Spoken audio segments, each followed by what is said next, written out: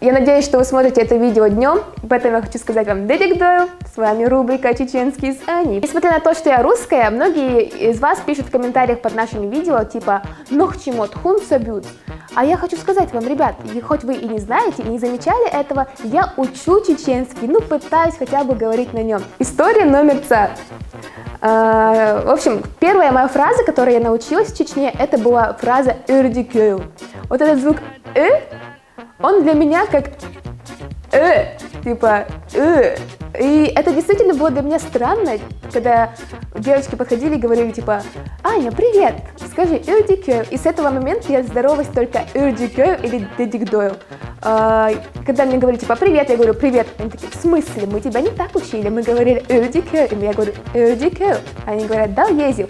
И тащили меня в коридор, чтобы я остальным тоже говорила «эрдикёйл, эрдикёйл, эрдикёйл». А еще бывает такое, когда ты едешь, и тебе неудобно говорить, как типа, остановите на остановке, и ты ждешь, и он еще спрашивает, а нефтяной цавуй, цайнига цавуй, что-то такое, и ты молчишь, потому что ты не знаешь, что это значит. И потом я подхожу к девочкам и говорю, типа, девочки, а если сказали нефтяной цавуй, они говорят, скажи просто ву. Я говорю, а почему ву? Нужно же говорить ю, я же девочка. Вот. Но это на самом деле очень сложный язык, который нужно учить, не так изучать.